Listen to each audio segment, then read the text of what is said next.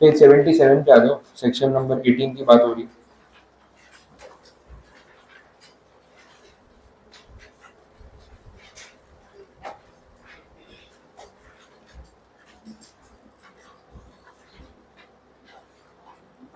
Section 18 में specific availability of credit in special circumstances. देखो हर एक पॉइंट को इंडिविजुअली समझना, काफी सारे इंस्टेंसेस है बट है बड़ा सिंपल। सब सेक्शन 1 की सबसे पहले बात करें तो इसके अंदर 4 क्लॉजेस हैं, ए से लेके डी तक। जो पहला क्लॉज ए है उसमें क्या बोला, ITC allowed in respect of opening stock of input. अब ओपनिंग स्टॉक का क्या मतलब, सिंपल कंडीशन आपको बता रहा हूँ। अब ऐसा कुछ है कि आपका बिजनेस तो चल ही रहा है, कुछ ना कुछ टर्नओवर होगा। हमने देखा ना टर्नओवर की एक थ्रेशोल्ड लिमिट होती है, 20 लाख, 40 लाख, 10 लाख, जो भी आप पे एप्लीकेबल है सर्विस या गुड्स के हिसाब से। वो लिमिट क्रॉस होने पे आपको रजिस्ट्रेशन करवाना पड़ता है जीएसटी में, मैंडेटरी। अब ये लिमिट सपोज जो है वो क्रॉस हो गई, 20 लाख के ऊपर आपका टर्नओवर चला गया और आपने क्या किया, रजिस्ट्रेशन के लिए अप्लाई कर दिया। अब वो हमें सारी चीज़ें पता है कि रजिस्ट्रेशन नंबर जो है वो इतने दिन में आ जाता है, आपको 30 डेज के अंदर अप्लाई करना होता है।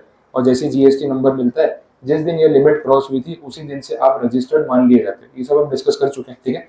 तो जैसे ही आपका जीएसटी का रजिस्ट्रेशन हो गया, अब पॉइंट ये है कि रजिस्ट्रेशन जिस दिन से इफेक्टिवली वैलिड हुआ उसके एक दिन पहले आपके पास इन्वेंट्री में कुछ तो गुड्स पड़े होंगे या पूरा गोडाउन खाली होगा, आप ही बताओ, कुछ इन्वेंट्री होगी या नहीं। अच्छा, इन्वेंट्री में 3 टाइप की चीजें होती है नॉर्मली। एक होता है रॉ मटेरियल, एक होता है WIP जिसको बोलते हैं work in progress, unfinished goods, और तीसरी कैटेगरी होती है फिनिश गुड्स। ये 3 पॉइंट्स आने वाले हैं। तो जिस दिन आपका जीएसटी का रजिस्ट्रेशन इफेक्टिव हो गया उसकी एक डेट भी अज्यूम कर लेते हैं, मान लो 5 सितंबर, ठीक है। तो इस दिन आपका जीएसटी नंबर इस दिन से इफेक्टिव वैलिड हुआ, इसी दिन आपकी लिमिट क्रॉस हुई थी, आपने टाइमली अप्लाई किया, वो सब स्टोरी रहेगी। तो इसके एक दिन पहले 4 सितंबर को आपके गोडाउन में ये सारी चीजें रही होंगी, ठीक है। अच्छा, जो रॉ मटेरियल यहाँ पड़ा हुआ है जो आपने परचेस किया है, सामने वाले ने तो आपसे जीएसटी चार्ज किया ही होगा ना, भले आप जीएसटी में रजिस्टर्ड नहीं हो लेकिन परचेस पे तो आप इनपुट जीएसटी पे कर ही रहे थे। अच्छा, अभी तक इस जीएसटी का आपको कोई क्रेडिट, कोई बेनिफिट, कुछ रिफंड मिल रहा था? नहीं, वो आपकी कॉस्ट था। अच्छा, जो ये अनफिनिश्ड गुड्स WIP पड़ा है, इसके अंदर भी तो कुछ रॉ मटेरियल यूज हो रहा होगा, हुआ होगा, उसमें भी तो आपका इनपुट टैक्स लगा होगा जिसका आपको अभी तक कोई बेनिफिट मिल नहीं रहा था। ये फिनिश गुड्स जो बन के रेडी पड़े हैं, इनमें भी तो रॉ मटेरियल यूज हुआ है ना, जिसके ऊपर आपने इनपुट टैक्स पे किया। अभी तक इन सब चीजों पे आपको कोई आईटीसी मिल नहीं रहा था बिकॉज आप जीएसटी में रजिस्टर्ड नहीं थे। लेकिन आज सिचुएशन सोचो 5 सितंबर को, अब आपका जीएसटी नंबर आ चुका है। अब जब ये फिनिश गुड्स बिकेंगे जो गोडाउन में पड़े हैं, जो कल तक विदाउट जीएसटी बिकने वाले थे, अब तो इन पे जीएसटी कलेक्ट करोगे या नहीं करोगे? तो अब जब इनके सेल्स के ऊपर जीएसटी कलेक्ट होगा तो फिर इनमें जो रॉ मटेरियल यूज हुआ उस पर आईटीसी मिलना चाहिए या नहीं? मिलना चाहिए। Same goes for work in progress and same goes for raw material. तो इन शॉर्ट ये जितना भी इन्वेंट्री में पड़ा है ना, इस सब पे अब आपको आईटीसी मिलना चाहिए, क्योंकि अब ये जब भी बन के बिकेगा इसके ऊपर जीएसटी कलेक्ट होगा। तो 18 सबसेक्शन 1 का क्लॉज ए इसी चीज की बात कर रहा है, और उसमें उन्होंने बोल दिया कि आपको सिर्फ एक काम करना है, 4 तारीख को जिस दिन आपका रजिस्ट्रेशन इफेक्टिव हुआ उसके एक दिन पहले आपके गोडाउन में ये जितनी भी चीजें पड़ी थी इसकी डिटेल आपको जीएसटी डिपार्टमेंट को अपडेट करनी पड़ेगी पोर्टल पे जाके कि भाई मेरे पास इतना इतना स्टॉक पड़ा था एक दिन पहले मेरे रिकॉर्ड्स के हिसाब से, अब ये जब बिकेगा ना तो इसका आईटीसी में क्लेम करूँ क्योंकि राइटफुल है, मुझे मिलना चाहिए। तो ये चीज आप डिपार्टमेंट को पोर्टल पे अपडेट कर दो एंड देन आप उसका बेनिफिट ले सकते हो। और ये डेडलाइन दे दी कि अपडेट कितने दिन में करना है, बोला नेक्स्ट 30 डेज में। जैसे आपका रजिस्ट्रेशन हो गया अगले 30 दिन में अपडेट कर देना पोर्टल में जाके डिटेल्स कि भाई इतना इतना मैंने जो है इन्वेंट्री मेंटेन की, इसमें मेरा इतना इनपुट टैक्स गया है, इसके इनवॉइसेस हैं मेरे पास, और अब मैं इस पे आईटीसी क्लेम करूंगा, कोई प्रॉब्लम नहीं। तो ये फर्स्ट जो क्लॉज नंबर ए है वो इतनी स्टोरी आपको समझा रहे हैं, क्लियर हो? आप लैंग्वेज पढ़ के देख लो क्लॉज ए की, उसमें क्या लिखा है, पॉइंट वाइज मेंशन किया हुआ है। इससे ज्यादा उसमें कुछ स्टोरी है नहीं, पढ़ के देख लो, कुछ नहीं समझ आए तो कुछ बोलो, लैंग्वेज में कुछ क्वेरी? क्लियर है, सेम पॉइंट। चलो आगे बढ़ रहे हैं। नेक्स्ट है क्लॉज बी। यहाँ पे बोला बात पूरी सेम ही एग्जैक्टली, सिर्फ इतना बोला है कि आपने वॉल्यूंटरी रजिस्ट्रेशन करवाया। क्लॉज ए में यहाँ पे लिमिट क्रॉस होने की वजह से हमें रजिस्ट्रेशन करवाना पड़ा, क्लॉज बी में हमने वॉल्यूंटरी रजिस्ट्रेशन कराया अपनी मर्जी से। रीजन वही आईटीसी चाहिए होगा तो रजिस्ट्रेशन करा लिया, और क्या। तो जिस दिन रजिस्ट्रेशन कराया उसके एक दिन पहले सेम स्टोरी, इन्वेंट्री में जो भी है उसका अपडेट करो और इन फ्यूचर आप आईटीसी क्लेम कर सकते हो, उतना point. Next clause C, ITC available when a person ceases to pay tax under composition scheme. अभी तक आप कॉम्पोजिशन स्कीम में थे, देखो एग्जांपल चेंज हो रहा है, बैक स्टोरी सेम रहने वाली है। अभी तक हम कॉम्पोजिशन स्कीम में थे, सेक्शन 10 एप्लीकेबल था, उसका मतलब आप जानते हो। आउटपुट टैक्स कलेक्ट करना नहीं है, आईटीसी मिलेगा नहीं, और पॉकेट से जीएसटी चुकाना है, वो 1% 5% वाले रेट पे वो बात हो गई। लेकिन अब कॉम्पोजिशन स्कीम से आप शिफ्ट होकर नॉर्मल स्कीम में आ गए।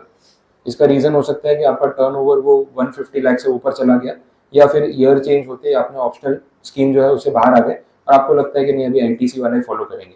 तो जैसे ही आपने स्विच किया, वापस सेम सिचुएशन, जिस दिन कॉम्पोजिशन स्कीम से बाहर आए उसके एक दिन पहले तक आपकी इन्वेंट्री में जो कुछ भी पड़ा हुआ है, अब जब वो बिकेगा जीएसटी के साथ बिकेगा, तो फिर आईटीसी उस पर मिलना चाहिए। आ रहा है समझ में? तो तीनों इंस्टेंसेस में यही हो रहा है, लेकिन रीजन चेंज हो रहा है। फर्स्ट रीजन था कि आपने रजिस्ट्रेशन करवाया मैंडेटरी, सेकेंड रीजन था आपने रजिस्ट्रेशन करवाया वॉल्यूंटरी, थर्ड रीजन था आपने रजिस्ट्रेशन मतलब आपने शिफ्ट किया from composition scheme to normal scheme. ठीक है, उतनी बात हो रही। फोर्थ रीजन भी कुछ ऐसे ही है, अभी तक आप जो गुड सप्लाई कर रहे थे वो एग्जेम्प्ट कैटेगरी में थे, तो बिकॉज ऑफ दैट कोई जीएसटी कलेक्ट हो नहीं रहा था, कोई आईटीसी मिल नहीं रहा था। लेकिन अब आप टैक्सेबल सप्लाईज में आपका वो जो प्रोडक्ट है वो शिफ्ट हो गया, और इसमें आपकी कोई गलती है नहीं। जीएसटी काउंसिल की मीटिंग हुई, उन्होंने अमेंडमेंट किया, अमेंडमेंट में अब ये गुड्स टैक्सेबल हो गए जो अभी तक एग्जेम्प्ट थे, तो अब कल से आपको जीएसटी कलेक्ट करना है। तो जब जीएसटी कलेक्ट करोगे तो फिर आईटीसी पूरा मिलना चाहिए। आ रहा है समझ में? तो सेम स्टोरी। तो चारों सबसेक्शन में रीजंस चेंज हो रहे हैं, बाकी का पूरा कैलकुलेशन सेम ही रहता है, तो इसको याद रखना उतना डिफिकल्ट नहीं है। क्लॉज वाइज भी आप कोशिश करोगे तो याद हो जाएगा। ठीक है, तो 18 सबसेक्शन 1 और उसके 4 क्लॉजेस। उसमें लास्ट में प्रोविजो बोला है, हाउएवर वाला पॉइंट, वहां पे कैपिटल गुड्स की बात हो रही। अभी तक हम सब इनपुट के पॉइंट ऑफ व्यू से बात कर रहे थे। कैपिटल गुड्स वाले में बोला है कि कुछ परसेंटेज पॉइंट्स का कैलकुलेशन करके आपको गिनना पड़ेगा, वो मैं आगे आपको रूल में बताने वाला हूँ, तो वो कवर हो जाएगा। अभी के लिए उसको पेंडिंग छोड़ सकते हैं।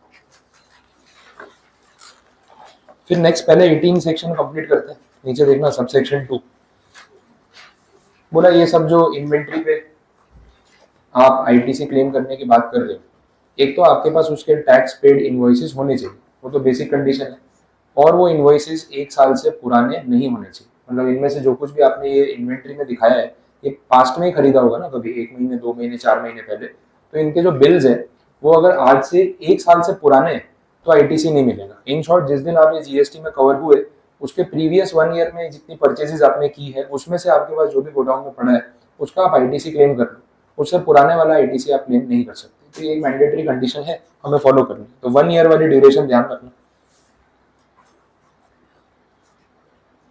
18 subsection 3 transfer of unutilized ITC allowed where there is change in the constitution of registered person।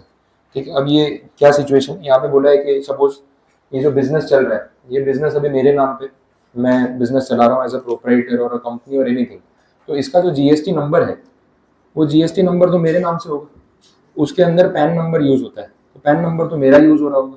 अब है ना, ये पूरा बिजनेस मैंने आपको सेल कर दिया, आपने मुझसे खरीद लिया पूरा बिजनेस, तो इस सिचुएशन में जीएसटी नंबर का क्या होगा? वो थोड़ी ना पास ऑन करूंगा, जीएसटी नंबर तो मेरा पर्सनल रहेगा, बिजनेस पास ऑन कर दूंगा। तो जीएसटी पोर्टल पे ये पूरा बिजनेस मेरे जीएसटी नंबर से डी रजिस्टर या डी लिंक हो जाएगा। आप अपना जीएसटी नंबर अप्लाई करोगे या उसके लिए रजिस्ट्रेशन कराओगे, एंड देन ये बिजनेस आपके जीएसटी नंबर के साथ आप पोर्टल पे जाके लिंक कर दोगे कि अब ये बिजनेस आपका हो चुका है। पॉइंट ये है कि इस बिजनेस के अंदर जब मैंने आपको पास ऑन किया तो कुछ अनयूटिलाइज्ड आईटीसी पड़ा हुआ था, मतलब इनपुट टैक्स का क्रेडिट था जो क्लेम करना बाकी था, तो वो क्लेम अब आपको मिलेगा या नहीं मिलेगा ये क्वेश्चन है। तो सबसेक्शन में क्लियर कर दिया कि आप क्लेम कर सकते हैं, उसमें कोई ऑब्जेक्शन ही नहीं। डिपार्टमेंट का क्या नुकसान है? बिजनेस कोई भी चला रहा, उनको तो इनपुट टैक्स का क्रेडिट देना ही था। अगर यही बिजनेस में नहीं बेचता और यूज करता रहता, मैं खुद ही चलाता, तो मैं डेफिनेटली वो आईटीसी यूज करता। तो अगर मैंने बिजनेस आपको बेच दिया, ओनर चेंज हो गया, तो नए ओनर को भी तो वो चीजें मिलनी चाहिए ना। तो जब बिजनेस पास ऑन होता है तो असेट्स एंड लायबिलिटीज दोनों पास ऑन होती है, तो क्रेडिट भी तो पास ऑन होना चाहिए, उसमें क्या प्रॉब्लम है? तो उन्होंने बोला कि ये चीज अलाउड है, खाली वो जीएसटी नंबर जो स्विच करना है वो आप पोर्टल पे जाके कर दो, आईटीसी क्लेम करो, कोई प्रॉब्लम नहीं, तो अनयूटिलाइज अमाउंट मिल जाएगा। लेकिन प्रैक्टिकली इस चीज को सेटल करना कि बिजनेस ट्रांसफर करते टाइम पहले पूरा आईटीसी में सेटल कर लूँ उसके बाद ट्रांसफर करूँ, वो प्रैक्टिकल नहीं। तो इसलिए यहाँ पे बोला है कि ये चीज का आपको ध्यान रख के चलना। ये एग्जाम्पल्स में उसके अंदर कंडीशन में वही सब चीजें बताएं, merger, demerger, amalgamation, transfer of business, कोई भी सिचुएशन हो चले। इसके बाद आ रहा है सबसेक्शन 4 आईटीसी रिवर्सल। अब ये नया पॉइंट है, रिवर्सल की बात होगी, ये भी समझ लो। सबसेक्शन 1 में जो पढ़ा ना, ये उसका रिवर्स है, उल्टा सिचुएशन।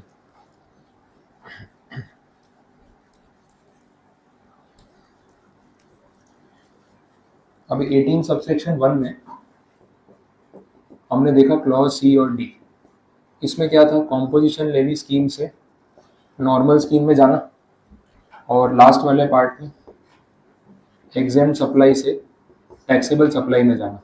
तो बोला अभी तक आईटीसी नहीं मिल रहा था, अब ले लेना, यही हो रहा है। 18 सबसेक्शन 4 इन दोनों सिचुएशंस का एग्जैक्ट रिवर्स है। अभी तक नॉर्मल स्कीम में थे, अब कॉम्पोजिशन लेवी स्कीम में जा रहे हैं। अभी तक टैक्सेबल सप्लाईज प्रोवाइड कर रहे थे, अब वो सप्लाईज एग्जेम्प्ट हो चुके, रिवर्स सिचुएशन, समझ आ रहा है। तो अभी तक आईटीसी ले रहे थे, अब नहीं मिलेगा, क्लियर। पॉइंट ये है कि जब हम आईटीसी का कैलकुलेशन प्रैक्टिकली करते हैं तो वो 1 to 1 यूनिट टू यूनिट को रिलेटेड नहीं होता। मतलब ऐसा रूल नहीं है कि अभी गोडाउन में जितना रॉ मटेरियल आया उस पर जितना इनपुट टैक्स है वो अपनी जगह, जितना गुड्स बिका सिर्फ उतना ही प्रोपोर्शनेटली आप क्लेम कर सकते हो, ऐसा नहीं।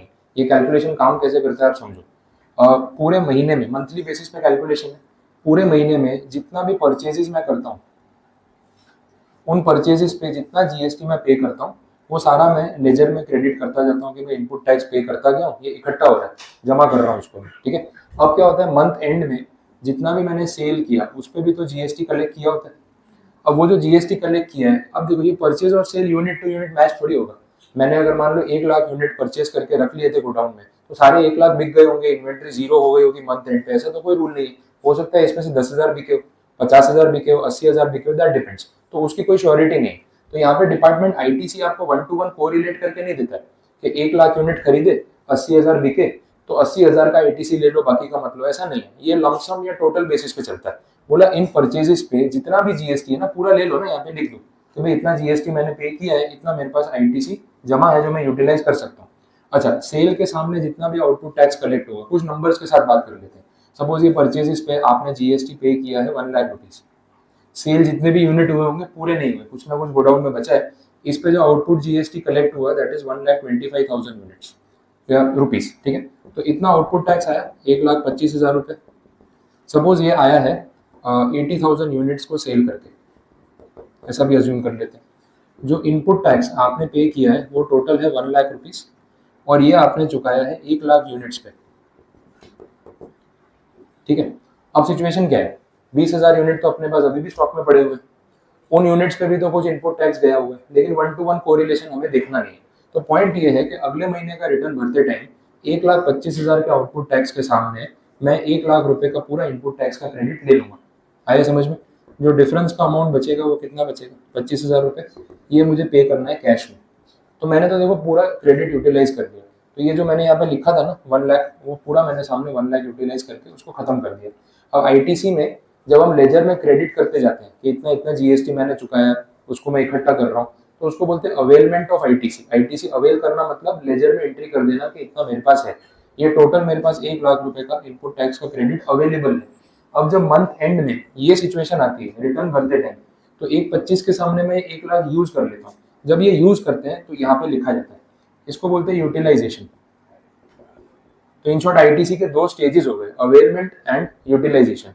अवेल करना मतलब अभी सिर्फ लेजर में लिखा है, यूज करना बाकी है, और यूटिलाइजेशन मतलब उसको यूज कर लिया, सेट ऑफ कर दिया, और बाकी का अमाउंट कैश में पे कर दिया। अब ये चीज भी आपको यहाँ पे दिख रही है कि 80,000 यूनिट बेचे, लेकिन उसमें 1 लाख यूनिट का पूरा आईटीसी यूज कर लिया। आया समझ में। अब यहाँ से सिचुएशन आगे की समझो। अभी तक ये सारे गुड्स टैक्सेबल थे, अब अचानक से नोटिफिकेशन आया कि ये वाले गुड्स एग्जेम्प्ट हो गए। अब बताए जैसे ये एग्जेम्प्ट हो गए, प्रॉब्लम क्या हुई, मैंने 80,000 यूनिट बेचे थे, लेकिन आईटीसी तो पूरे 1 लाख का ले लिया था, आईटीसी पूरा 1 लाख का ले लिया था, ठीक है। तो जो 20,000 यूनिट्स है, ध्यान दो, वो 20,000 यूनिट्स जो इन्वेंट्री में बचे हुए थे, ठीक है, उस पे आईटीसी में ऑलरेडी दे चुका हूँ, इतना तो क्लियर हो रहा है। लेकिन वो यूनिट्स अब जब बिकेंगे तो उसके ऊपर क्या टैक्स कलेक्ट होगा, नहीं, क्योंकि अब वो एग्जेम्प्ट में आ चुके हैं। तो जब आउटपुट टैक्स इनके ऊपर कलेक्ट ही नहीं होने वाला, तो उसका आईटीसी तो मिलना ही नहीं चाहिए ना आइडियली, बट आप तो पहले ही क्लेम कर चुके। इतनी सिचुएशन समझ आ रही है। तो यहाँ पे इन्होंने ये बोला 18 सबसेक्शन 4 में कि बिकॉज ये सिचुएशन है, आपको प्रोपोर्शनेट आईटीसी रिवर्स करना पड़ेगा। आपने ज्यादा आईटीसी ले लिया है, आपको रिवर्स करके पैसा वापस करना पड़ेगा जो बेनिफिट आपने उठा लिया। अच्छा, ये जो ज्यादा आईटीसी हमने क्लेम कर लिया, इसमें हमारी गलती है डिपार्टमेंट की? हमारी क्या गलती है? उन्होंने तो बोला था कि आप आईटीसी लमसम बेसिस पे क्लेम करो, हम क्लेम करते गए। अब ये अमेंडमेंट उन्होंने किया, हमने थोड़ी ना किया, काउंसिल का डिसीजन है। अब इस सिचुएशन में जो रिवर्स हुआ, इसकी वजह से हमें भी इसका एक हिस्सा जो है वो रिवर्स करना पड़ेगा, लेकिन वो रिवर्सल हमारी वजह से नहीं हो रहा है, वो डिपार्टमेंट की वजह से हो रहा है। तो यहाँ आपको कोई इंटरेस्ट, कोई पेनल्टी, कोई एक्स्ट्रा अमाउंट पे करने की जरूरत नहीं है, सिर्फ अकाउंटिंग ट्रीटमेंट करके उसको ठीक करना है। अब बोले सर रिवर्सल कैसे होता है, तो रिवर्सल के दो तरीके हैं। अब इसमें डिपेंड करता है कि हमने आईटीसी सिर्फ अवेल किया है या यूटिलाइज भी कर लिया है, कौन से स्टेज तक बात पहुंची है, उस पर डिपेंड करता है कि रिवर्सल कैसे करना है। अब जैसे अपन ने तो पूरा अवेल कर लिया था, कैश में फायदा ले लिया था, आपको ये समझ आ रहा होगा कि जितना आपने आईटीसी ज्यादा यूज किया उतना कैश पेमेंट कम किया होगा। तो डिपार्टमेंट बोल रहा है कि इसमें से जितना भी प्रोपोर्शनेट रिवर्स करना बनता है उतना आप अगले महीने हमें कैश में जमा करवा देना, तो सेटल हो जाएगा। वो जो 20,000 यूनिट पे जितना भी इनपुट टैक्स बनता है इसमें से मान लो 20,000 होगा, तो 20,000 अगले महीने एक्स्ट्रा कैश पे करके ये रिवर्सल कर देगा। आया समझ में? बिकॉज आप यूटिलाइज कर चुके हो। कितनी बार ऐसा होता है कि अभी महीना खत्म हुआ नहीं था, यूटिलाइजेशन नहीं हुआ था, सिर्फ यहाँ पे एंट्री की थी, तो एंट्री में लिख दिया था यहाँ पे कि 1 लाख रुपए आईटीसी अवेलेबल है, मंथ एंड पे यूज करूंगा, और बीच में ये न्यूज आ गई, तो मैंने अभी यूज तो किया ही नहीं ना उसको, तो फिर जब यूटिलाइज नहीं हुआ तो कैश पे करने की कोई जरूरत नहीं है, खाली एंट्री सुधार दो, इसके सामने एक काम करो 20,000 रुपए डेबिट कर दो, हो गया ना। ये तो वो अपने अकाउंटिंग ट्रीटमेंट में जो एरर ओमिशन कमीशन वाले ठीक करते हैं वैसा हो गया, एक्स्ट्रा क्रेडिट हो गया तो डेबिट करके ठीक कर दिए, तो वहाँ कैश पेमेंट की जरूरत नहीं है, इसको नेट ऑफ कर दो, अपने आप उसको 80,000 पे लेके आ चुके हो, अब अगले महीने इतना यूटिलाइज करना, हो गया रिवर्सल। तो आईटीसी को रिवर्स करने के दो तरीके, या तो क्रेडिट के सामने डेबिट कर दो या फिर कैश पे करके खत्म करो। आया समझ में? क्लियर हुआ? बोलो यहाँ तक कुछ क्वेरी? अब क्लियर हो रहा है? तो 18 सबसेक्शन 4 जो है वो इसका पूरा रिवर्स केस है, ये आपको ध्यान रखना है। कुछ लिखना हो नोट करना हो तो कर लो इसमें से, बाकी पॉइंट तो इतना ही, और कुछ नहीं समझ आया तो पूछ लो। आगे बढ़ते हैं, अब ध्यान देना। देखो सबसेक्शन 4 कंप्लीट हो गया, आपको फिर नीचे एक सबसेक्शन 5 मिलेगा, इसमें कुछ भी काम का पॉइंट नहीं है। हेडिंग में बोला है amount of credit to be calculated in the prescribe manner. Law में ध्यान रखना, चाहे आप कंपनी लॉ पढ़ो या फिर टैक्सेशन पढ़ो, जीएसटी या इनकम टैक्स, कुछ भी, अगर कहीं पे भी लिखा हो ना एज मे बी प्रिस्क्राइब या प्रिस्क्राइब मैनर, उसका इनडायरेक्ट मतलब ये होता है कि सेक्शन के साथ साथ कोई रूल होगा, रूल में जो बोला होगा वो कर लेना।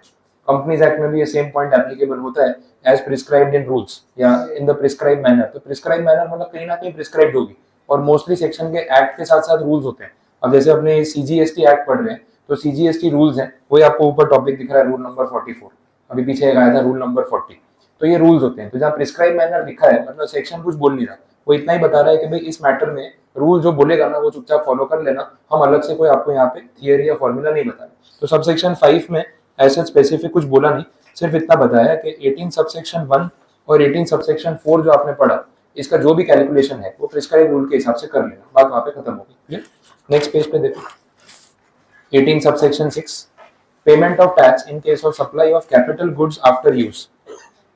अब यहाँ पे देखो स्पेसिफिक बात किस चीज की हो रही है, कैपिटल गुड्स की। अब सिचुएशन क्या है वो समझा रहा हूँ, कैलकुलेशन तो फिर रूल में ही पता चलेगा। यहाँ पे बोला कि आपने कैपिटल गुड्स खरीदा, कैपिटल गुड्स का मतलब प्लांट एंड मशीनरी, आप माइंड में एग्जांपल रखो कि कैपिटल गुड्स मतलब आपने प्लांट एंड मशीनरी खरीदी। अब प्लांट एंड मशीनरी खरीदी, फैक्ट्री में इंस्टॉल की, उसके ऊपर भी तो आपने कुछ जीएसटी चुकाया होगा, वो जीएसटी का आप आईटीसी ले चुके, आपने आईटीसी पूरा यूज कर लिया। लेकिन प्लांट एंड मशीनरी की एक लाइफ होती है, कुछ तो लाइफ होगी, 2 साल 5 साल 10 साल।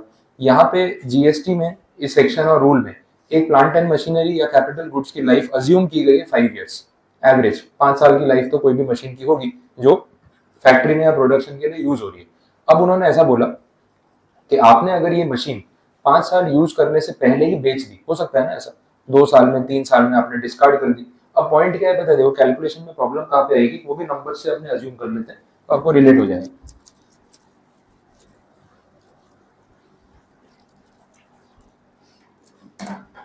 जो प्लांट एंड मशीनरी हमने परचेज की थी वो थोड़ा महंगा प्लांट है, 10 लाख रुपए का प्लांट है, उसके ऊपर आपने 12% जीएसटी पे किया, दैट इज 1,20,000, और टोटल खर्चा आपका 11,20,000 रुपए का हो गया, ये ट्रांजेक्शन हुआ है।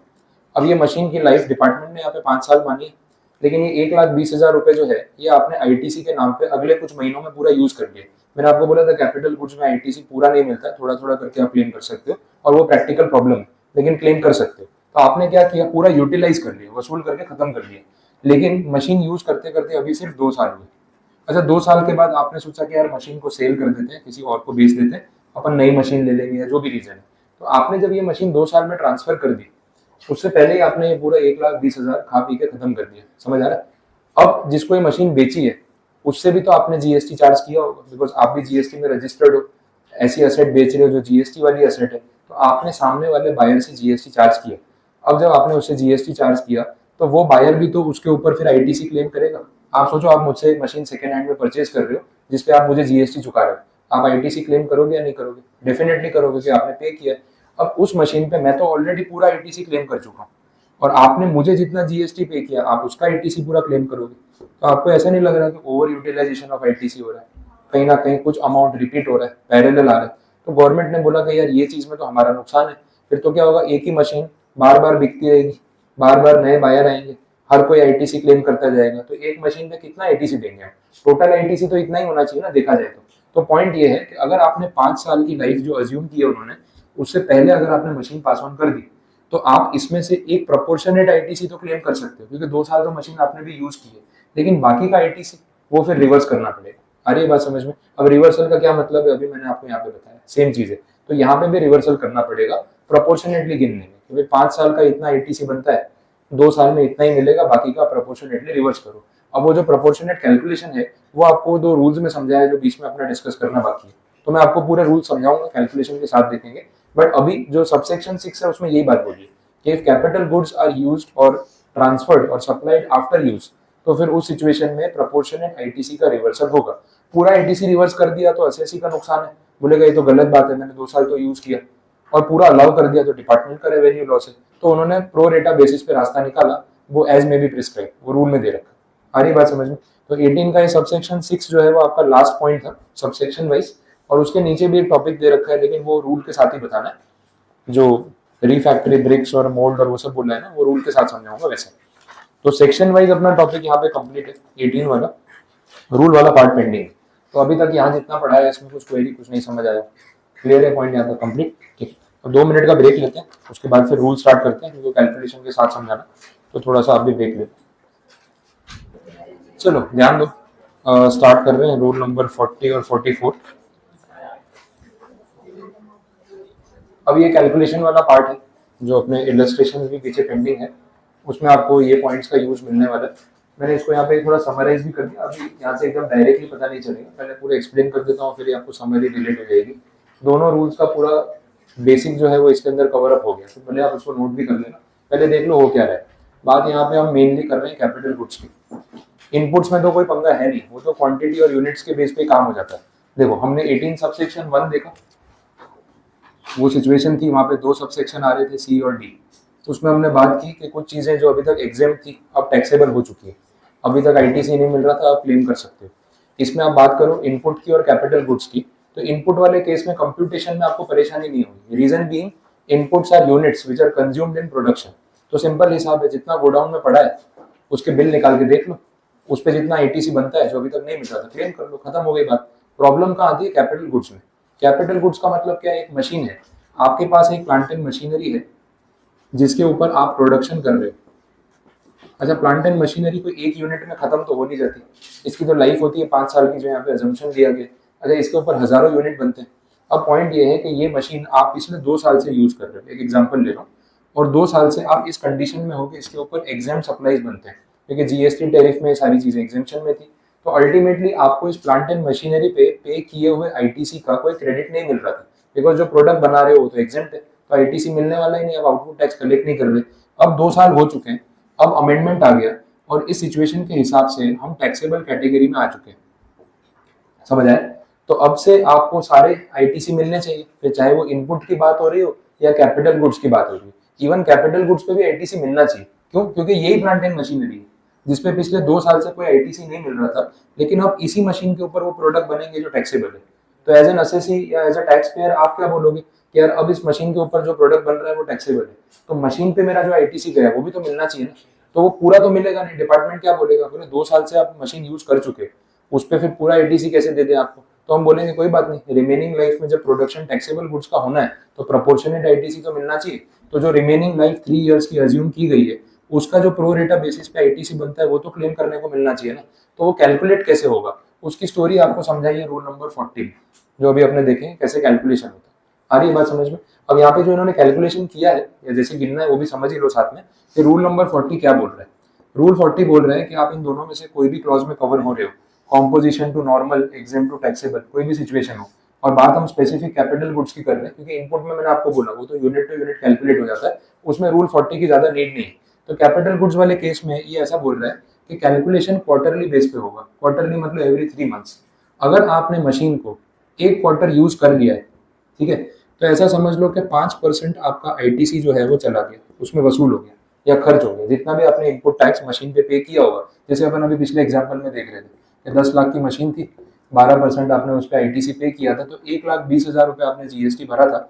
ये डेटा अपने पास है, इसी को बेस बना लेते हैं। तो अगर आपने मशीन को एक क्वार्टर यूज कर लिया तो इसमें से 5% आपका उसमें खर्च हो गया, बाकी का 95% क्लेम करना है तो कर लो, क्योंकि अब आप टैक्सेबल में शिफ्ट हुए। समझ में आ रहा है? ये अगर आपने 2 क्वार्टर तक मशीन यूज कर ली तो 10% गया, 4 क्वार्टर तक यूज कर ली तो 20% गया। समझ में आ रहा है? अच्छा, एग्जैक्ट क्वार्टरली यूज होगा ये भी तो जरूरी नहीं।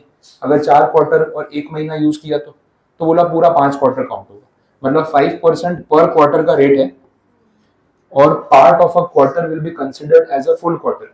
मतलब अगर 3 महीने से ऊपर एक भी दिन हो गया तो दूसरा क्वार्टर पूरा काउंट हो जाएगा, ऐसा बोला हुआ। समझ में आया? तो अगर आपने मशीन को 2 साल तक यूज किया है तो 5% पर क्वार्टर के हिसाब से 2 साल में कितने क्वार्टर आते होंगे टोटल? 8। एक साल में 4 क्वार्टर, क्वार्टर मतलब 1/4 हो गया ना, तो भी 2 साल में 8 क्वार्टर आए होंगे।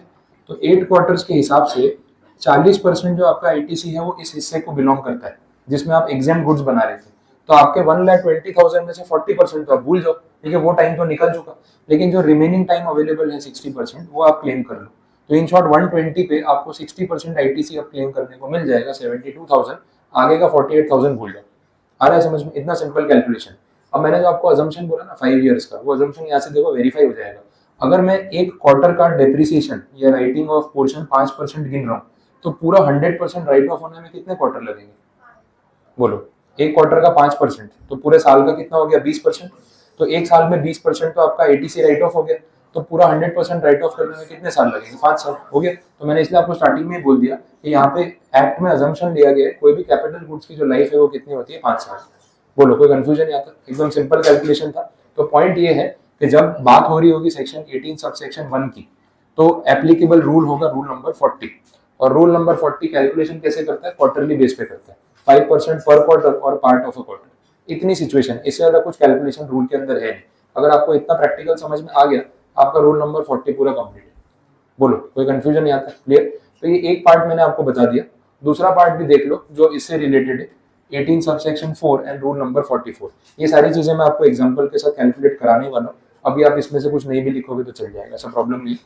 पहले आप एक्सप्लेनेशन समझ लो, फिर देखते हैं। एक्चुअली इन्होंने 2 अलग रूल बना के ना अननेसेसरी कंफ्यूजन किया, जबकि मेरे हिसाब से ऐसा करना ही नहीं चाहिए। अगर दोनों के लिए सेम रूल होता ना तो याद रखना इजी रहता है एज ए स्टूडेंट। प्रैक्टिस में तो चलो ठीक है, एक्ट खोल के देख लेंगे कौन से रूल में क्या बोला है, लेकिन एग्जाम में जब आपको याद करके लिखना है तो यार थोड़ा सा कंफ्यूजन होता है। ट्राई करेंगे कि ऐसा प्रॉब्लम ना आए, इसलिए मैं आपको ये चीज़ें इतनी डिटेल में बता रहा हूँ। अब बात हो रही है 18 सबसेक्शन 4 की। यहाँ पे हम देख रहे हैं कि अभी तक चीज़ें टैक्सेबल थी, अब कन्वर्ट हो चुके हैं एग्जेम्प्ट में। समझ में आ रहा है? तो टैक्सेबल चीज को अगर आप एग्जेम्प्ट में कन्वर्ट कर रहे हो, तो पॉइंट ये है कि अभी तक जो प्लांट एंड मशीनरी यूज हो रही थी प्रोडक्शन के लिए, उस पर आपने पूरा एटीसी ले रखा होगा, लेकिन पूरा एटीसी मिलना नहीं चाहिए। बात वापस वही है। अब यहाँ पे आप मशीन बेच नहीं रहे हो, लेकिन मशीन का यूज चेंज हो रहा है। इस मशीन पे अगेन मैं सेम डेटा के पॉइंट से बात करूँ तो 1,20,000 रुपये आपने इनपुट टैक्स पे किया था, जिसका आईटीसी पूरा आप अगले 2-4 महीने में वसूल कर चुके। आप इस मशीन को कुछ ड्यूरेशन से यूज कर रहे हो फॉर मेकिंग एग्जेम्प्ट सप्लाई। अब आप इस पे बनाने, सॉरी, टैक्सेबल सप्लाईज। अब आप इस पे बनाने वाले हो एग्जेम्प्ट सप्लाईज। तो जितना ड्यूरेशन आपने टैक्सेबल सप्लाई बनाने के लिए यूज किया, उसके हिसाब से आपको प्रो रेटा एटीसी मिलना चाहिए। लेकिन अभी भी इस मशीन की लाइफ बाकी है। मैं ऐसा अज्यूम कर लेता हूँ कि भाई आपने 3 साल तक मशीन यूज की है फॉर मेकिंग टैक्सेबल सप्लाईज, लेकिन अब कल से आप इस पे एग्जेम्प्ट सप्लाई बनाने वाले हो, तो आइडियली आपको ये पूरा एटीसी नहीं मिलना चाहिए। जो आप पहले से वसूल करके बैठे हो, मिलना नहीं चाहिए। तो गवर्नमेंट क्या बोलेगी, एक काम करो, इसमें से एक हिस्सा भले क्लेम करके रखो, हमें प्रॉब्लम नहीं है, लेकिन कुछ पोर्शन जो है ना वो रिवर्सल कर दो, पैसे वापस करो। पूरे 1,20,000 रुपए का फायदा लेके बैठे हो, लेकिन अब मशीन जो है वो एग्जेम्प्ट सप्लाई के लिए यूज होने वाली है, तो आपको पूरा एटीसी तो मिलना नहीं चाहिए। तो क्योंकि ऑलरेडी पूरा क्लेम कर चुके हो, क्या ऑप्शन बचा है? रिवर्सल ही बचा है। और रिवर्सल का मतलब क्या होगा? कैश में पे करके सेटल करो। आ रही बात समझ में? तो फिर अपना वही सवाल, भाई गिनना कैसे, कैसे कैलकुलेशन होगा? अब इस सिचुएशन का 18 सबसेक्शन 4 का जो रेलेवेंट रूल है 44 है, 40 वाला नहीं है। अब रूल 44 में जो कैलकुलेशन है वो मंथली बेसिस पे, क्वार्टरली बेसिस पे नहीं। आ रहा है समझ में? इन्होंने बहुत सिंपल वे में बोला है, जितना भी आपने इनपुट टैक्स पे किया है उसको डिवाइड करो 60 मंथ्स में। 60 मंथ्स मतलब वापस 5 ईयर्स ही हो गया। सेम अजम्पशन, वहाँ पे 5 ईयर्स है, यहाँ पे 5 ईयर्स है, वहाँ क्वार्टरली था, यहाँ मंथली कर दिया, तो बोले आपको मंथली अमाउंट पता चल जाएगा। अच्छा, आपने इस मशीन को कितने साल तक टैक्सेबल पर्पज के लिए यूज किया? 3 साल। तो 3 साल में कितने महीने होते हैं? 36।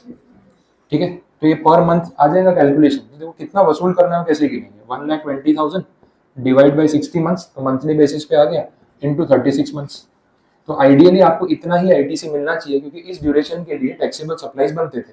अब जो रिमेनिंग ड्यूरेशन है 60 में से, दैट इज 24 मंथ्स, वो 24 मंथ्स का जो प्रोपोर्शनेट आईटीसी है जो आप ऑलरेडी क्लेम करके बैठे हो, वो रिवर्स करना है। आ रहा है समझ में? तो अगर ये पूछा जाए कि रिवर्स कितना करना है, तो वैसे ही गिनेंगे 120 डिवाइड बाई 60 इंटू 24, ये पोर्शन आपको करना है रिवर्स। आया समझ में? तो ये मंथली बेसिस पे कैलकुलेशन किया तो डिवाइड बाई 60 मंथ्स कर दिया। अजम्पशन सेम है, life of the capital goods is 5 years. यहाँ पे भी तो सेम था, 5% पर क्वार्टर का मतलब भी 5 ईयर्स ही होता है। अब ये दोनों रूल में ना, एक क्वार्टरली गिनवा रहे हैं, एक मंथली गिनवा रहे हैं, फिर एग्जाम में एज ए स्टूडेंट अपने को कंफ्यूजन होता है कि यार कौन सी सिचुएशन में क्या रूल था। अगर ये दोनों क्वार्टरली है, दोनों मंथली रखे होते, ज्यादा फर्क डिपार्टमेंट को नहीं पड़ता, बट एज ए स्टूडेंट अपने लिए याद रखना ईजी होता। तो मैं इसलिए बोल रहा हूँ कि ये अगर सेम होता तो ज्यादा ईजी रहता, लेकिन उन्होंने दो अलग रूल बना दिए और ये अभी आपके सामने सिचुएशन है, तो आपको याद रखना पड़ेगा। इसलिए मैंने एक टेबल बना दिया। आप भी वैसे नोट करके रखोगे तो एग्जाम में मिक्सअप नहीं होगा कि किसके साथ कौन सा रूल एप्लीकेबल। कैलकुलेशन समझ आए यहाँ पे क्या हो रहा है? क्लियर? एक पॉइंट और एक बार मैं ऐड कर दूं, फिर आप लिख लो, सुन लो। पहले मैंने आपको ये सिचुएशन कवर करवा दी, ये भी कवर हो गई, एक ये वाली बाकी 18 सबसेक्शन 6 अभी लास्ट में बात हो रही थी। कैपिटल गुड्स को सेल किया आफ्टर यूज, कुछ महीनों तक मैंने मशीन यूज की, फिर मैंने बेच दी। अब इस सिचुएशन में क्या था, यहाँ मशीन बेची नहीं थी, मशीन का यूज चेंज हो रहा था। मालिक आज भी मैं हूँ, अभी तक टैक्सेबल सप्लाई बना रहा था, अब उसी मशीन पे एग्जेम्प्ट सप्लाई बनाऊंगा, तो मशीन का यूज चेंज हुआ, ओनरशिप मेरे पास ही थी, लेकिन फिर भी इस सिचुएशन की वजह से मुझे एक रिवर्सल करना पड़ा। 18 सबसेक्शन 6 में ऐसा है कि मैंने मशीन किसी को सेल ऑफ कर दी 2 साल के अंदर, अब बाकी का 3 साल का आईटीसी तो उसको मिलना चाहिए ना, मुझे क्यों मिलेगा? तो वहां पे भी तो रिवर्सल करना ही पड़ेगा। अब रिवर्सल करने के लिए कैलकुलेशन करनी पड़ेगी। कैलकुलेशन उन्होंने बोली है कि 18 सबसेक्शन 6 में यूज होगा रूल 40, और रूल 40 में कैलकुलेशन किस बेसिस पे? क्वार्टरली। तो वहाँ क्वार्टरली वाला वही कैलकुलेशन 5% पर क्वार्टर। तो जितने क्वार्टर आपने मशीन यूज की उतना आईटीसी आपका, बाकी का रिवर्सल करना पड़ेगा। तो ये जो रिवर्सल यहाँ मंथली हो रहा था, वहाँ पे क्वार्टरली बेसिस पे होगा 5% के हिसाब से। बस इससे ऊपर कोई स्टोरी उसमें है नहीं। आ रहा है समझ में? क्लियर हुआ? तो अभी मैंने आपको सारा रिलेट करा दिया कि सिस्टम कैसे काम करता है। आप इस चीज को नोट कर लो, फिर उसके बाद अपने आगे बाकी बातें कर लेते हैं। अब रूल 40 और रूल 44 की जो थियरी है उसमें आपको मेरी कोई जरूरत नहीं पड़ेगी, एक बार आपको उसको रीड आउट करना है और जो समझाया उसे टैली कर लेना, वो पूरा पॉइंट कंप्लीट है। एक दो पॉइंट जो एडिशनली बताने वो ये लिख लो, उसके बाद बताता हूँ। और इसमें कुछ नहीं समझ आ रहा हो, साथ में कुछ पूछना है तो आप पूछ सकते हैं। ये सब तो एक बार ठीक है, तो समझ में आएगा। मेनली आप ये नोट कर लो, ये समरी है, लास्ट डे पे, एग्जाम के दिन पे आपको ये चीज काम आने वाली है, कैसे इसको रिलेट करना, वो लिख लो वहां पे, कहीं ना कहीं जगह तो होगी बुक में, नोट कर लो। बोलो हो गया? ये टेबल नोट कर ली, ये क्लियर है? चलो अब जो एक दो पॉइंट्स इसमें समझाने वो देख लो, पेज नंबर 80 पे, या 18 सबसेक्शन 6 आप देख लो। 18 सबसेक्शन 6 में जो ये लास्ट में पॉइंट पे बात हो रही है, capital goods are sold after use, इसमें मैंने आपको क्या बोला? रिवर्सल करना पड़ेगा। और रिवर्सल के लिए जो रेलेवेंट रूल बताया वो मैंने क्वार्टरली वाला बताया, but this is half part of the provision. इसके साथ एक दूसरी कंडीशन भी है, ये तो आपने समझ ली, जितना अभी तक समझाया वो तो है ही, लेकिन दो कंडीशंस होती है रिवर्सल के लिए। एग्जैक्टली अमाउंट कैसे फाइंड आउट करना है, उसकी सेकंड कंडीशन आप समझ लो। इसमें जो रेलेवेंट है वही रखता हूँ, बाकी हटा देता हूँ।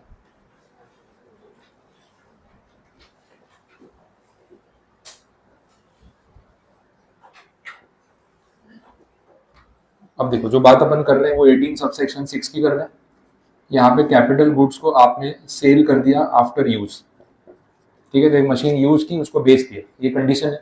पॉइंट ये है कि आपने कितने टाइम तक मशीन को यूज किया और कब बेचा, उस पर चीजें डिपेंड करती है। हम मान लेते हैं कि 2 साल तक हमने इसको यूज किया और अब इसको सेल कर रहे हैं, तो इस आईटीसी में से एक पोर्शन आपको रिवर्स करना पड़ेगा, वो बात हो रही है। रिवर्सल के लिए अभी रूल में हमने क्या देखा? क्वार्टरली कैलकुलेशन करना है, ठीक है? 2 साल के हिसाब से अगर आप गिनो 5% पर क्वार्टर, तो 2 साल में कितने? 8 क्वार्टर होते हैं, तो ये 40% बनेगा। तो इतना तो आपको मिलना चाहिए, बिकॉज इस टाइम के लिए ओनर आप थे। आगे का नहीं मिलना चाहिए तो वो रिवर्स होगा। तो अगर मैं रिवर्सल की बात करूंगा तो 40% मुझे मिलना चाहिए, बाकी का 60% रिवर्स होना चाहिए। तो आंसर कितना आएगा? 72,000 आएगा। This is first condition. ये फाइनल आंसर नहीं है रिवर्सल का, इसमें एक और कंडीशन भी है, अब वो समझ लो। दूसरी कंडीशन में उन्होंने टारगेट किया है ट्रांजैक्शन वैल्यू को। मैंने ये मशीन किसी ना किसी को सेल की होगी, तो सेल करते टाइम सामने वाले से कुछ पैसे तो चार्ज किए होंगे, समझ में आ रहा है? वो अमाउंट अपने अज्यूम कर लेते हैं, XYZ कुछ भी अमाउंट हो सकता है। मशीन ओरिजिनली 10 लाख रुपए की थी, जिसके ऊपर ये 12% GST आ रहा था। हम मान लेते हैं कि हमने मशीन 6 लाख रुपए में बेची, तो 6 लाख रुपीज ट्रांजेक्शन वैल्यू है। तो मैंने भी तो 6 लाख रुपए पे आपसे GST कलेक्ट किया होगा ना, वो GST का रेट तो सेम ही रहा होगा 12%, क्योंकि मशीन तो सेम है, टैरिफ में तो कोई चेंजेस नहीं है। तो 6 लाख पे 12% मतलब ऐसे मैच हो गया। नहीं, वैल्यू चेंज करनी पड़ेगी, 4 लाख रख लेते हैं बिकॉज वो वापस 72,000 आ रहा है। 4 लाख पे 12% गिन लेते हैं, कितना होगा ये? 48,000 होगा। अब इन्होंने रूल में ऐसा बोला, this is the second limit. ये फर्स्ट अमाउंट आया, ये सेकंड अमाउंट, हमें इसमें से रिवर्सल करना है विच एवर इज हायर। तो इतना पार्ट मैंने बताया था, ये भी एक्स्ट्रा ऐड किया। इन दोनों कंडीशंस में से जो भी हायर होगा that is to be reversed. तो अपना फाइनल आंसर क्या आएगा? 72,000। अब यही मशीन मैंने अगर 8 लाख में बेची होती तो अमाउंट ज्यादा आता, तो फिर हायर वाला सिलेक्ट होता। अपने को whichever is higher select करना है। इन दोनों में से जो रिवर्सल होगा वो कितने अमाउंट का होगा? 72,000 का, इस सिचुएशन में, इस डेटा के हिसाब से। अब आप 18 सबसेक्शन 6 की थियरी देखो, उसमें बात लिखी हुई है, टैली करवा देता हूँ। In case of supply of capital goods or plant and machinery on which ITC has been taken, the registered person shall pay an amount equal to the ITC taken on the said capital goods or plant and machinery, reduced by such percentage points as may be prescribed। वो अपन ने कर दिया 5% per quarter, और the tax on the transaction value of such capital goods as determined under section 15। section 15 हम पढ़ चुके हैं, value of supply का एक ही सेक्शन था अपना, सेक्शन 15, जिसमें transaction value plus minus discount, subsidy, additional packaging cost, machinery का कमीशन, वो सब की बात हुई थी। तो वही सेक्शन 15 में जो ट्रांजैक्शन वैल्यू आ रही है उस पर जो GST हमने कलेक्ट किया, वो इन दोनों में से बोला whichever is higher it is to be reversed. तो ये कंडीशन अब जाके आपकी 18 सबसेक्शन 6 वाली कंप्लीट है। क्लियर? ये सिर्फ इस सबसेक्शन के लिए है। 18(4) और 18(1) में जो बात होनी थी वो तो वहां पे हो गई। ये विच एवर इज हायर वाला पॉइंट सिर्फ सबसेक्शन 6 में एप्लीकेबल। तो इस पर आपको एग्जाम्पल बताइए, पीछे इलस्ट्रेशन में भी ऐसे ही पॉइंट आएगा। तो ये बेसिक कंडीशन यहाँ कंप्लीट। अब ये जितना भी अभी आपको पढ़ा रहा हूँ 18 सबसेक्शन 6, इसका एक प्रोविजो है। प्रोविजो का मतलब क्या होता है? एक्सेप्शन। वो एक्सेप्शन आपको जस्ट उसके नीचे वाले पॉइंट में लिख के दिया है, इसी एग्जांपल में से कवर कर देता हूँ। Tax to be paid on transaction value in case of supply of refractory bricks, moulds, dies, jigs, fixtures as scrap. अब ये होते क्या है पहले वो समझ लो। रिफैक्टरी ब्रिक्स जो पहला टर्म यूज किया वो एग्जैक्टली क्या है? जो ये फर्नेस बोलते हैं ना, जहाँ पे हाई टेम्परेचर पे काम होता है, ठीक है? फर्नेस के अंदर जैसे आयरन एंड स्टील इंडस्ट्री और ये सब है, तो उसके अंदर जैसे आयरन है, आयरन ओर है, उसको मेल्ट करते हैं, उसमें से इम्प्योरिटीज को क्लियर करते हैं, फिर जो प्योर फॉर्म में बचता है उसको वापस कूल डाउन करके उसको स्टील में कन्वर्ट करते हैं, सब चीजें होती है। तो वहाँ जो जिस टेम्परेचर पे काम होता है ना, that may go up to 1000 degree also.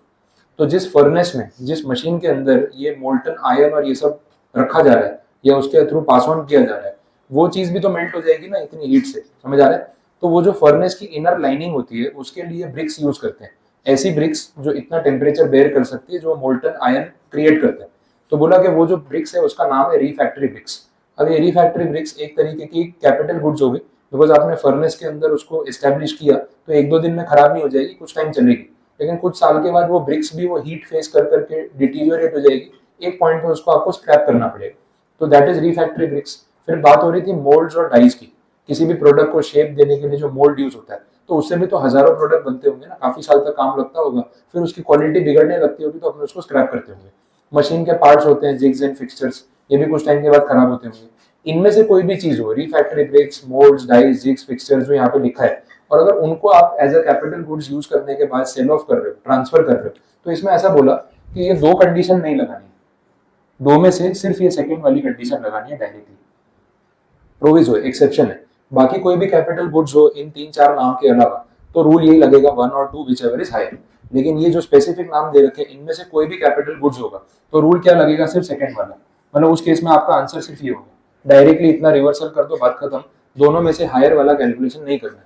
अब देखा जाए तो प्रैक्टिकली अपने लिए एज ए स्टूडेंट भी शांति है, ये क्वार्टरली कैलकुलेशन करना ही नहीं पड़ेगा, समझ आ गया? सीधा ट्रांजैक्शन वैल्यू जितने में ये सब चीजें स्क्रैप की, उस पर जितना GST कलेक्ट किया उतना रिवर्स कर दो, बाकी दिमाग लगाने की जरूरत ही नहीं। और ये दोनों एंट्री में कैलकुलेशन वाली मेहनत तो इसी में हो रही है। पहले ये गिनो, फिर क्वार्टरली मल्टीप्लाई करो, फिर बाकी का अमाउंट लाओ, वो सब करना नहीं, तो अपने लिए ईजी हो गया।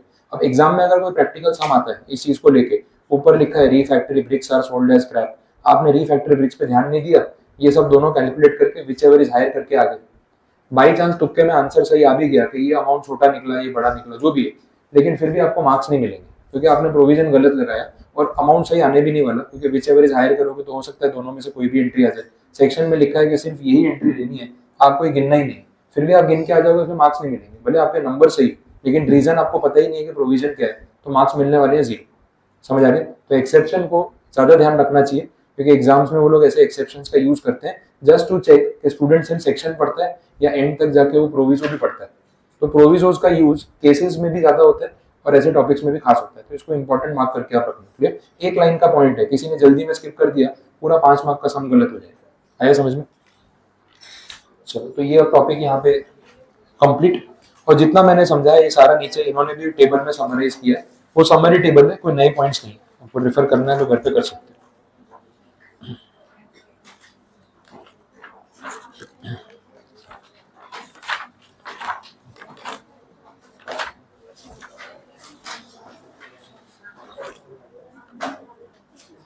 अब देखो जो इलस्ट्रेशंस है इससे रिलेटेड, उस पर एक बार आ जाओ।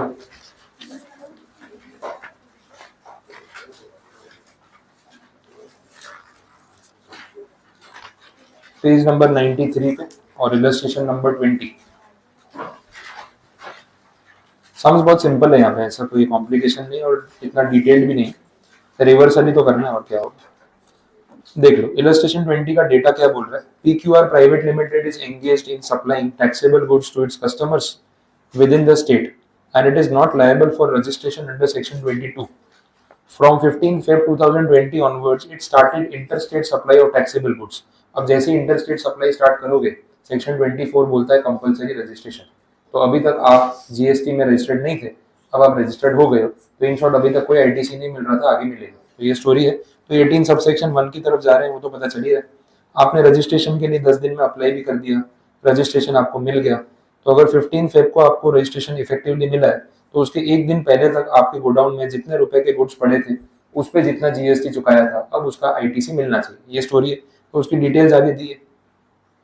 Its CGST, SGST and IGST liability for the month of Feb 20 is given, and PQR Limited has to make e-payment of the tax due on 20th March 2020 because Feb का return मार्च में भरते हैं, तो उसकी डेडलाइन होती है अगले महीने की 20 तारीख। वो अपना रिटर्न्स वाला टॉपिक बाकी है, इसलिए आपको सामने से वो डेट बता रहा हूँ।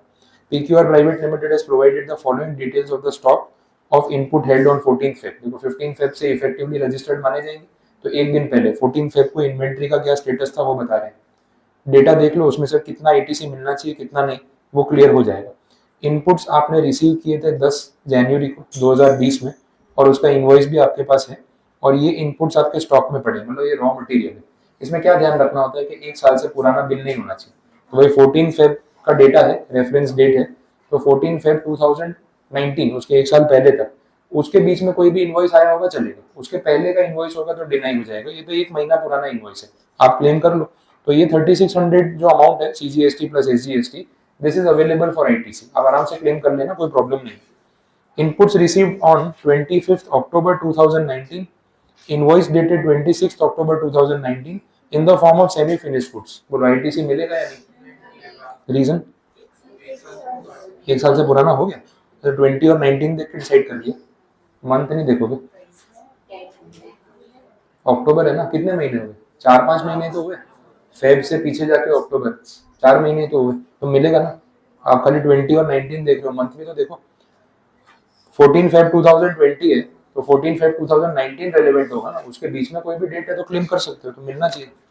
इतना जल्दी में रहते हो, डेट भी नहीं पढ़ रहे हो। इनपुट्स रिसीव्ड इन 15 जैन 2020 और फिनिश गुड्स के फॉर्म में है, बोलो मिलेगा या नहीं? मिलेगा ना, ठीक है, कोई प्रॉब्लम नहीं। तो ये सारा आप क्लेम कर लो, ITC जितना भी लिखा है उसमें कोई इशू नहीं आने वाला। सॉल्यूशन में आप देख लो, वही किया उन्होंने, जो पहला टेबल बना है ना सॉल्यूशन में, उसमें सब कुछ ही क्लेम कर दिया। अच्छा, अब आगे की जो बात है उसमें, ऊपर डेटा में बोला था कि आपकी CGST, SGST, IGST कुछ लायबिलिटीज है, आउटपुट टैक्स लायबिलिटी, और उसके सामने ये सारा ITC आपको मिलेगा, तो अब सेट ऑफ करना पड़ेगा। कि कितना मिलेगा, कितना कैश में देना है। अब ये जो सेकंड पार्ट है, जो सेकंड टेबल है ना सॉल्यूशन में, वो कैलकुलेशन अपना अभी सीखना बाकी है। पेमेंट ऑफ टैक्स वाला टॉपिक मैंने अभी करवाया नहीं है कि क्रेडिट कैसे यूज करते हैं, तो ये उतना पार्ट अभी पेंडिंग रहेगा जब तक मैं आपको चैप्टर करवा नहीं देता। जब वो टॉपिक हम पढ़ेंगे तो उसमें ऐसे सम्स में आप प्रैक्टिस कराने ही वाला हूँ, तो उसके बाद में वापस आके आपको ये नहीं भी समझाऊंगा ना, आप खुद से भी ट्राई करोगे तो बन जाएगा। तो इन शॉर्ट समझ लो कि कवर हो ही जाने वाला है, बट अभी के लिए पेंडिंग रहेगा, तो आप वहाँ नोट करके रख सकते हो। तो सेकंड पार्ट अभी सॉल्व करना नहीं है, नीचे नोट में लिखा है section 49 capital A, rule 88 capital A, ये पेमेंट ऑफ टैक्स वाले चैप्टर में कवर होगा, ठीक है। तो ये सम यहाँ पे कंप्लीट है, इसमें इतनी स्टोरी थी। अब देखो सिमिलर सम है, मैं आपको बता देता हूँ ये चीज, एक बार आप ट्राई कर सकते हो घर पे एज अ होमवर्क। फिर जो क्वेरी आएगी, कुछ ना कुछ डाउट आएगा, कोई प्रॉब्लम नहीं, जितना भी समझ में आए कोशिश तो करना। इलस्ट्रेशन नंबर 22, इसमें बात हो रही है आईटीसी के रिवर्सल की। अभी यहाँ पे क्लेम करने की बात हो रही थी, तो जो गुड्स अभी तक टैक्सेबल थे अब वो एग्जेम्प्ट हो गए, तो जितना आईटीसी लेके बैठे उतना रिवर्स करना। अब इसमें इनपुट्स भी आएंगे, इसमें सेमी फिनिश गुड्स भी आएंगे, इसमें फिनिश गुड्स भी पड़े होंगे, तो उसमें आपको ना जीएसटी कंपोनेंट गिनना है आईटीसी वाला, एंड देन उसका रिवर्सल करना है। तो एंट्री वाइज गिनते जाओ, जहां पे प्रॉब्लम आएगी मैं आपको समझा दूंगा। कैपिटल गुड्स वाला पॉइंट भी है, उसमें यही सब रूल लगेंगे, तो आपको खुद डिसाइड करना है रूल 40 है 44 है, और मैंने कैलकुलेशन यहाँ पे समझाए हुए, तो एक बार अटेम्प्ट करके देख सकते हो। 22 वाला ट्राई करना, डाउट आएगा तो अपने डेफिनेटली डिस्कस करेंगे, उसमें प्रॉब्लम नहीं। नेक्स्ट इलस्ट्रेशन नंबर 23 है, वो भी सिमिलर लाइंस पे है। ये मंथली कैलकुलेशन जो 60 मंथ्स वाला हो रहा था उसके बेसिस पे है, तो 23 भी एक बार आप कोशिश कर सकते हो, जो भी समझ में आए। नहीं आएगा तो कोई बात नहीं, मैं करवाना ही वाला हूँ वैसे भी, बट एक बार आप अटेम्प्ट तो करके हो, खुद बैठ के सोचते हो कितना रिलेट होता है। तो 23 और 24 और 25 जो क्वेश्चन है ना, वो एग्जैक्ट ये वाला सम है। मैं आपको पहले हिंट दे रहा हूँ, इलस्ट्रेशन 24 ये दो कंडीशंस पे है, इलस्ट्रेशन 25 ये वाली कंडीशन है। तो अगर आपको ये एग्जांपल समझ आया तो 24 25 आपके बन जाएंगे, और नहीं भी बने तो प्रॉब्लम नहीं, अपने डिस्कस तो कर ही लेंगे। एक बार आप पहले अटेम्प्ट करके देख लो, ठीक है। कितने सम्स बचे, फिर देखो 26 27 मैंने करवा दिया था, और 28 मैंने पेंडिंग रखा था कि उसमें एक रिवर्सल वाला पार्ट है।